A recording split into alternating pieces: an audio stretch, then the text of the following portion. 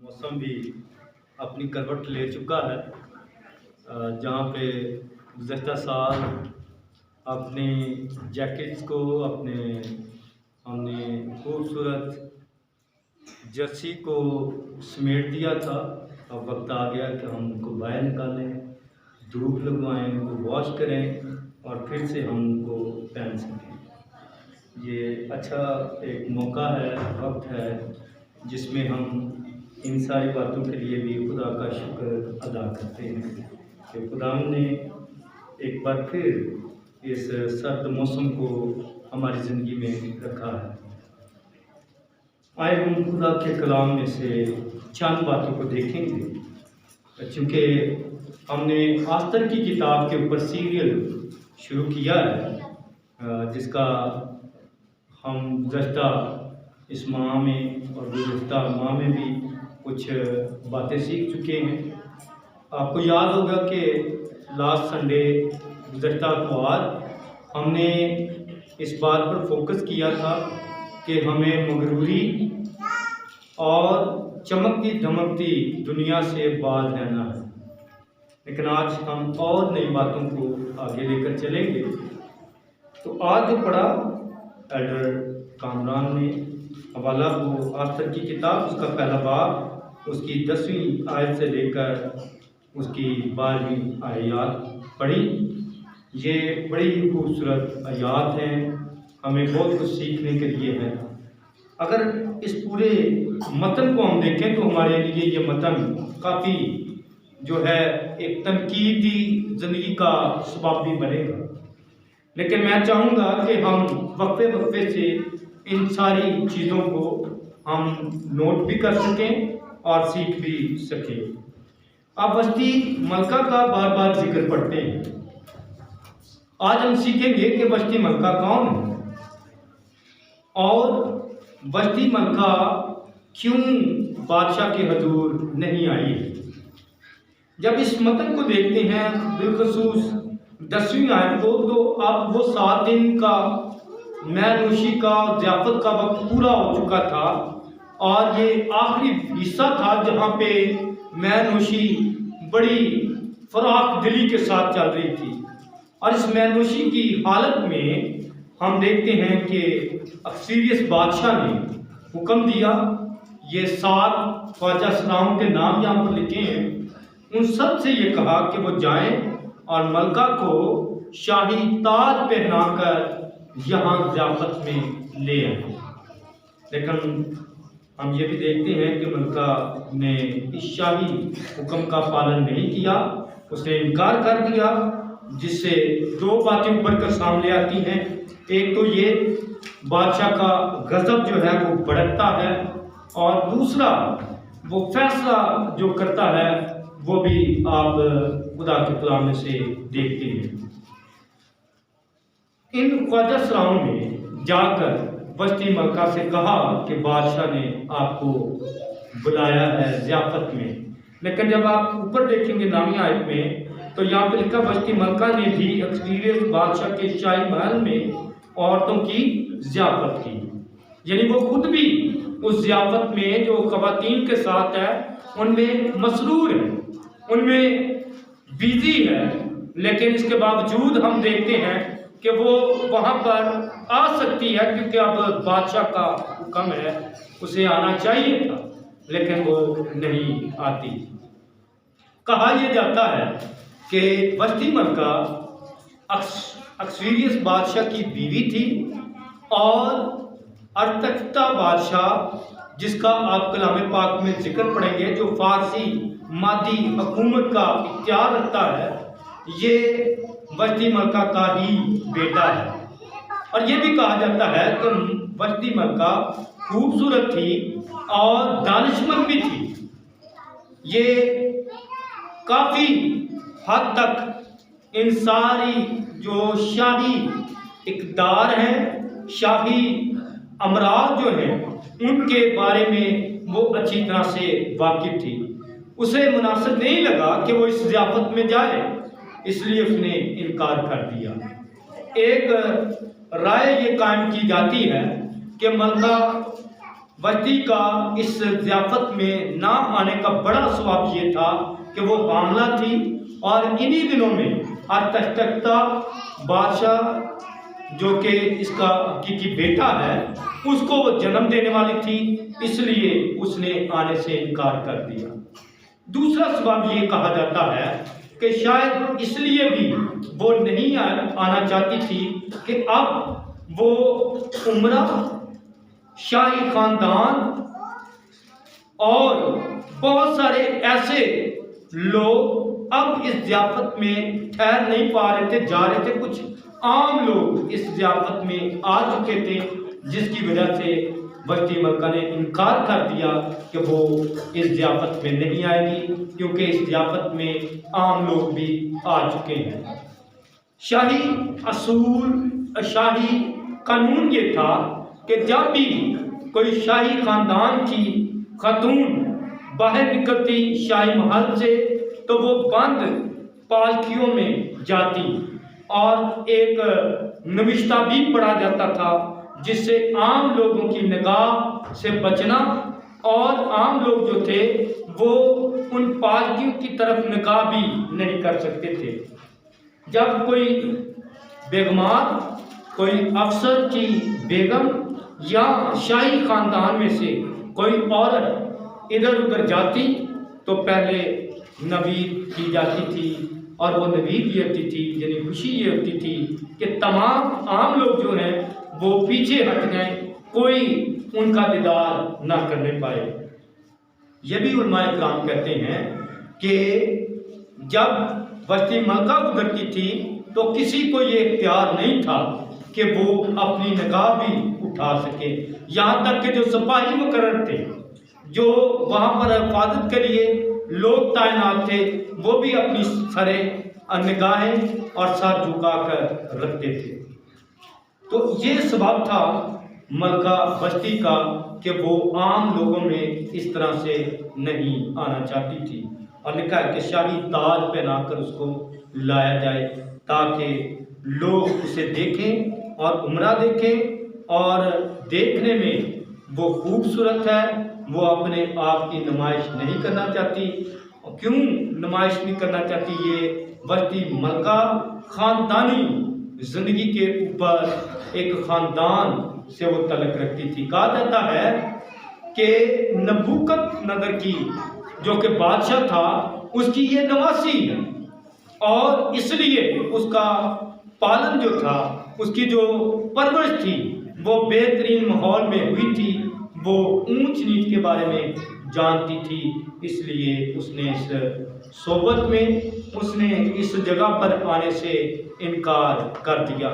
यहाँ पर यह भी बात हमें याद रखने की ज़रूरत है कि जब इस तरह के कोई वाक़यात होते हैं तो वो ख़तरे से खाली नहीं होते। ये सात ख्वाजा सरा जो हैं, ये मैसेज लेकर अक्सरियत बादशाह के पास आते हैं, और ये मैसेज क्या था कि वो इस ज़ियाफ़त में आना नहीं चाहती।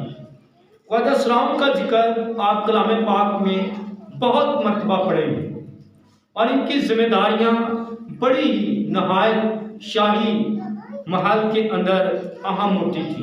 पहली जिम्मेदारी तो ये होती थी, तमाम इंतज़ामी अमूर जो थे, सियासी अमूर जो थे, इनके ज़िम्मे होते थे, ये देखते थे। और मर्द की बहुत बड़ी जिम्मेदारी थी, वो भी एक ख्वाजा सरा था, और ये ख्वाजा सरा सिर्फ उन ख़वातीन की निगरानी के लिए मुकर्रर था। ये सात जिनके नाम आपने कलाम में से पढ़े, ख़ास तौर पर हम पढ़ते हैं बिकता, अक्सबुकता और करकस, ये ऐसे लोग थे जिनकी जिम्मेदारी शाही महल के अंदर थी। और कुछ नाम ऐसे हैं जो शाही महल से बाहर उनकी ख़वातीन की देखभाल करने की जिम्मेदारी थी। मर्द की दोनों तरफ आप देखेंगे, बिलखसूस वो गेट के अंदर, फाटक के अंदर जिम्मेदार है, और फाटक से बाहर भी, क्योंकि ये सिक्योरिटी गार्ड था, और गेट पर ही जो फाटक था उस वक़्त उस पर ही अपनी जिम्मेदारी को अदा किया करता था। और ये भी कहा जाता है हामान भी जो मुखालिफ था, दुश्मन था, वो भी इसी कैटेगरी में आता है, इसी दर्जे पर ओहदे पर फायज था। लेकिन हम मर्दकी के बारे में ख़ास तौर पर देखते हैं कि वो ख्वाजा सराह है और इसके ख़ानदान और इसकी बीवी का जिक्र नहीं। इसी से उलमाए किराम अंदाज़ा लगाते हैं कि इसकी महल के अंदर, शाही ख़ानदान के अंदर भी इसीलिए जिम्मेदारी कायम हुई थी। ख्वाजा सराहों के बारे में और बड़ी दिलचस्प बातें हैं। मत्ती की इंजील में भी ख्वाजा सराहों का जिक्र मिलता है, लेकिन पुराने अहदनामे में अगर हम देखें तो इसराइली बादशाह भी ख्वाजा सराहों को इन जिम्मेदारियों के लिए तैनात किया करते थे।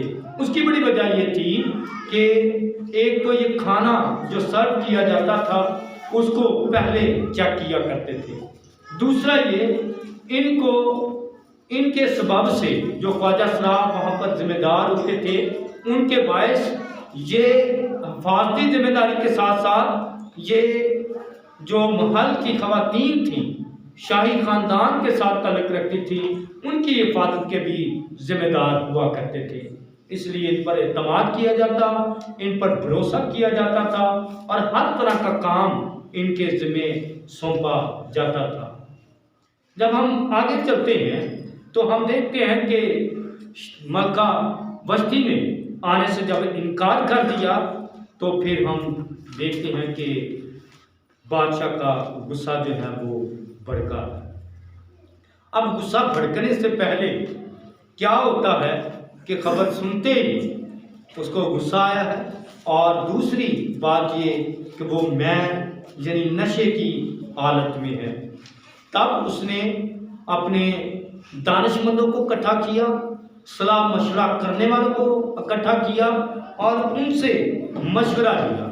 ये भी बात बड़ी काबिल गौर है कि जो दानिशवर थे, जो वहाँ पर मशवरा देने वाले थे, सलाहगीर थे बादशाह के, उनकी एक फहरिस्त बादशाह के पास मौजूद होती थी। बादशाह फैसला करता था कि कौन से लोग जो हैं वो इन मामलात को कानूनी तौर पर देखेंगे। आज तो हमारे पास अदालतें मौजूद हैं, लेकिन जब शाही निज़ाम था, बादशाह का निज़ाम था, तो तब इनकी फरिश्त मुकर्रर होती थी जो अपनी दानिश हिकमत के बलबूते पर वहाँ पर काम किया करते थे। मेरे तो ये ताहयात कानूनदान होते थे, ताहयात ये असूल कायम करते थे, ताहयात ज़िंदगी के लिए ये बादशाह की काउंसलिंग के अंदर रहते थे। ये बड़ी काउंसलिंग होती थी, करीम होती थी। इस काउंसिल के अंदर बेशुमार फैसले किए जाते थे। इनको बुलाकर बादशाह ने पूछा कि क्या होना चाहिए, क्योंकि उमरा ने यह कहा कि मलका ने आने से जब इनकार कर दिया है तो इसका एक बहुत बड़ा खतरा है जो कि मादी और फारसी हुकूमत में, रियासत में, सल्तनत में ऐसा नहीं होना चाहिए। और वो खतरा बयान किया गया कि इस तरह से हमारी बेगमात जब ये सुनेगी कि बस्ती मक्का ने आने से इनकार कर दिया है, हुक्म नहीं माना है, तो फिर एक ख़तरा जाहिर होगा। और वो ख़तरा ये है कि हमारी बेगमें भी हमारा हुक्म मानने से इनकार कर देंगी। जो मशवरा दिया गया वो मशवरा यही था कि बस्ती मलका को मलका के ओहदे से हटा दिया जाए, उसे माजूल कर दिया जाए, उसको अब ये इख्तियार ना दिया जाए कि वो मलका रहे। इसलिए ये सलाह मशवरा जब हुआ तो तमाम लोगों को बहुत पसंद आया, उमरा को ख़ास तौर पर बहुत पसंद आया।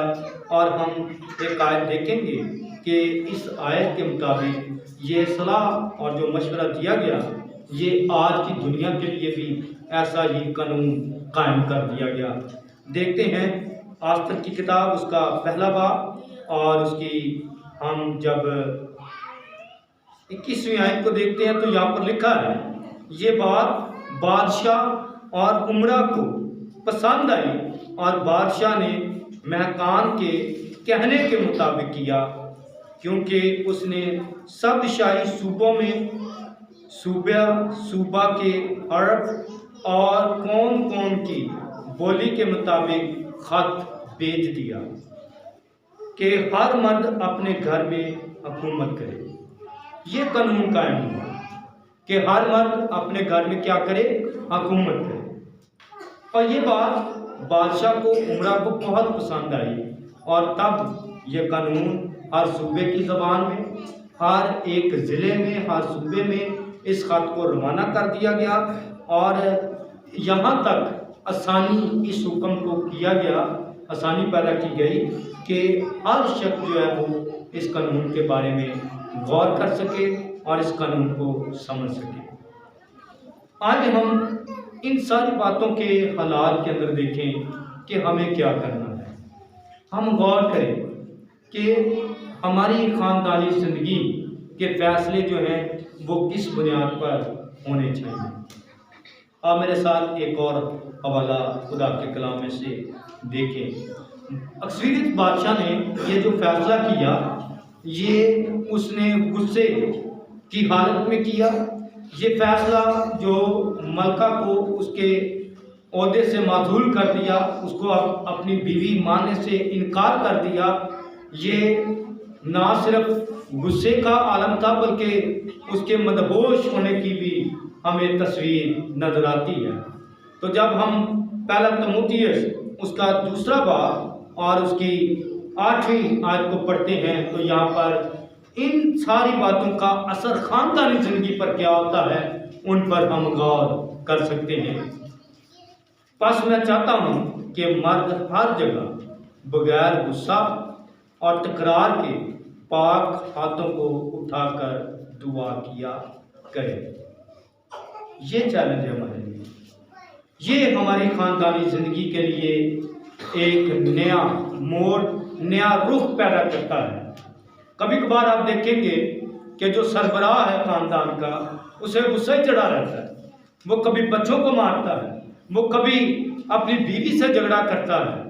लेकिन याद रखें, इस मजाज के अंदर, इस हालत के अंदर, गुस्से की हालत के अंदर खुदा का कलाम मना करता है। और क्या मना करता है, इसका खतरा क्या है? खतरा ये है कि आपकी दुआएं रुक जाएंगी। गुस्सा और तकरार के साथ अगर हम इसी हालत में रहते हैं तो खुदा का कलाम ये कहता है कि आपकी दुआएं जो है वो रुक जाएगी, यानी आपकी बरकत जो है वो रुक जाएगी। जो हजरात गुस्से में रहते हैं, जो मर्द इस एक्सपीरियंस बादशाह की तरह गुस्से में रहते हैं और गलत फैसले कर देते हैं, उनके बारे में पहला तीमुथियुस उसका 2 बाब 8वीं आयत कहती है, बस मैं चाहता हूँ कि मर्द हर जगह बगैर गुस्सा और तकरार के बहस करने की बड़ी आदत होती है। छोटी सी बात होती है लेकिन इशू बड़ा बना देते हैं। छोटी सी बात होती है, वहाँ पर मर मिटने की बात आ जाती है। एक मामूली बात होती है लेकिन लोग लिहाज नहीं करते और तकरार इस कदर चली जाती है कि खून खराबा होने का बायस भी बन जाती है। खुदा का कलाम कहता है, मसीही खानदानों को ये तकीद करता है कि वो ना तो बहस की हालत में आए और ना ही वो गुस्से की हालत में आए, क्योंकि तुम्हारी दुआएं जो है वो रुक जाएंगी। एक और हवाला आपके सामने रखना चाहता हूँ, मत्ती की इंजील उसका 5वां बाब जब आप पढ़ेंगे उसकी 21वीं आयत को, तो यहाँ पर हमारे प्यारे निजात दिंदा खुदा यीशु मसीह ने भी गुस्से के बारे में बयान किया है कि इंसान जब गुस्से की हालत में होता है तो फिर खुदा का कलाम या उसकी ज़िंदगी का क्या असर होता है। मत्ती की इंजील 5वां बाब और उसकी 22वीं आयत को जब पढ़ते हैं तो यहाँ पे लिखा है, लेकिन मैं तुमसे ये कहता हूँ कि जो कोई अपने भाई पर गुस्सा होगा वो अदालत की सजा के लायक होगा। सिर्फ बीवियों की बात नहीं है कि उन पर गुस्सा न करें, बल्कि अगर भाई पर भी गुस्सा करता है, औलाद पर भी गुस्सा करता है, तो लिखा है कि वो सजा के लायक होगा, उसे सजा मिलेगी, पनिशमेंट होगी। लेकिन बहुत मर्तबा देखा गया है लोग इस पनिशमेंट को, इस गुस्से की हालत की सजा को अहम नहीं समझते। आम तौर पर लेते हैं, मामूली बात समझते हैं। लेकिन खुदा का कलाम कहता है कि इंसान को गुस्से में नहीं आना चाहिए। ये वो गुस्सा है जिसकी तालीम खुदा यीशु मसीह ने हमें दी है। और क्या तालीम दी है कि लेकिन मैं तुमसे ये कहता हूँ कि जो कोई अपने भाई पर गुस्सा होगा वो अदालत की सजा के लायक होगा, और जो कोई अपने भाई को पागल कहेगा वो सदर अदालत की सजा के लायक होगा। यानी सुप्रीम कोर्ट जो उसको सजा देगी उसे भुगतना पड़ा है। दुनिया के अंदर तो 4 किस्म की अदालतें हैं, लेकिन खुदाम के हजूर में एक ही अदालत है, यानी वो बड़ी अदालत के लायक ठहरेगा, उसको सजा बड़ी दी जाएगी। और जो अपने भाई को पागल कहेगा या उसकी शख्सी जिंदगी का खून करेगा उसके बारे में लिखा है। अगर ऊपर की आयत को पढ़ेंगे तो इसी मुनासबत से ये बयान दिया गया है कि गुस्सा किस कदर इंसान को कमज़ोर कर देता, गुस्सा किस कदर इंसान की ज़िंदगी पर असर अंदाज होता है। लिखा है कि वो सदर अदालत के सजा के लायक होगा, और जो उसको अहमद कहेगा वो आतश जहन्नम का सजावार होगा। ये 3 मुख्तलिफ तरह की सजाओं का जिक्र किया गया है। मेरे दोस्तों, आए हम इस बात पर गौर करें कि जब हम अपने ख़ानदान में गुस्से की हालत में होते हैं तो क्या मेरे फैसले दुरुस्त होते हैं? कभी गुस्से की हालत में कोई फैसला ना हो। उसको हमेशा खुदा के कलाम के सामने रखें, उसको अपनी ख़ानदानी ज़िंदगी के सामने रखें, ताकि आपकी ख़ानदानी ज़िंदगी खुदा के हज़ूर बायस से बरकत ठहरे। आपकी ज़िंदगी खुदा के हज़ूर बरकत के साथ साथ दूसरों के लिए भी बरकत का बायस बने। दूसरी निशानी जो एक्सपीरियंस बादशाह के ताल्लुक से हम उसकी ख़ानदानी ज़िंदगी के बारे में सीखते हैं, लिखा है जब वो 7 दिन मैप पीता रहा और ये 7वें दिन उसने ज़्यादा मैप पी, मदहोश हो गया, नशे की हालत में आ गया। जब नशे की हालत में आया तो हम देखते हैं उसने उस मलका को जो उसकी बीवी थी उसको तलब किया ताकि वो अपनी खूबसूरती की नुमाइश करे। मेरे दोस्तों, नशे की हालत में भी इंसान गलत काम करता है। कभी कभार आपने शादी ब्याह के मौके पर यह देखा होगा, जो शराब पीते हैं वो गाली गलोच भी करते हैं, वो गलत हरकत करने के बायस वहाँ पर झगड़े की फिजा, जो खुशी का माहौल है वो गम में बदल जाता है। एक बात 10वां बाब पढ़ें तो वहाँ पर तमाम लोगों को नशा करने से मना किया गया है। मेरे जो आज जब हम देखते हैं नशे की हालत में गाड़ी चलाते हुए ना सिर्फ वो शख्स खुद अपनी ज़िंदगी से हाथ धो बैठता, बल्कि जिस गाड़ी के साथ वो टकराते हैं दूसरे लोगों को भी नशे की हालत में टक्कर होने से उनकी भी जान और ज़िंदगी ज़ाया हो जाती है। मेरे जो हम बहुत मरतबा देखते हैं अपनी गली मोहल्लों में, बल्कि अपने ख़ानदानों में भी देखते हैं कि नशे की आदत जो है ये बढ़ती चली जा रही है। हमें इस पर तवज्जो करना है, इस पर कंट्रोल करना है, और कंट्रोल कैसे कर सकते हैं वो खुदा का कलाम हमें रहनुमाई बख्शता है कि हमने ऐसे माहौल से अपने बच्चों को बचाना है। इस बेरवा रवी और बेदीनी के दौर में अपने बच्चों की कलाम के मुताबिक जो है ज़िंदगी लाने की ज़रूरत है। जब तक हम खुदा के कलाम के मुताबिक अपने बच्चों को नहीं लाएंगे तब तक हमारे बच्चे जो हैं वो सरफराजी भी हासिल नहीं कर पाएंगे। मैं खुदा का खादम होते हुए इस बात को आपके सामने रखना चाहता हूँ कि हम खानदान के अंदर गुस्सा ज़रूर करें, झिड़कें ज़रूर, लेकिन आपके गुस्से की हालत ये ना हो कि आप गलत फैसले करें और गलत डायरेक्शन जो है वो इख्तियार कर सकें, और ना ही अपने ख़ानदान में नशे की आदत अपने बच्चों को डालने दें, ताकि ख़ानदान के लोग जो हैं वो महफूज रहें, ख़ानदान के लोग जो हैं वो खुदा से बरकत हासिल कर सकें। आए हम अपने सर को झुकाएं, दुआ करें खुदा के हजूर इस बात का इकरार करें कि अगर कोई फैसले हमने खुदा के हजूर गुस्से में किए हैं तो खुदा हम उन फैसलों को खुदा के हजूर रखें कि हम बेहतरी की तरफ जा सकें और उन गलत फैसलों को अपनी ज़िंदगी से दूर कर सकें। अक्सरियत बादशाह ने ये चाहा कि अब वो मलका वस्ती को शाही महल में आने के लिए दावत दे सके। शायद अब बयान लिख चुके थे, अब ये परवाने और हुक्म कानून जारी हो चुके थे, अब उसके पास वक्त नहीं था, मौका नहीं था कि वो उसे दोबारा वापस हासिल कर सकता। लेकिन उसका बेटा और तख्ता बादशाह वो मुल्के जो फारस है, सल्तनत है, मादी सल्तनत है, उसके ऊपर वो बादशाह मुकर्रर हुआ। यही वो खूबसूरत वक्त है जब अक्सरियत बादशाह का बेटा बादशाह बन जाता है और उसकी यादगार कलाम पाक में भी लिखी है। अगर हमारे फैसले कुछ गलत हैं तो हम खुदा के सामने रखें ताकि वो यादगार फैसले हो सकें। खुदा उन फैसलों में हमें दिलेरी और कुव्वत अता करें। आए हम सर को झुकाएं, दुआ मांगे।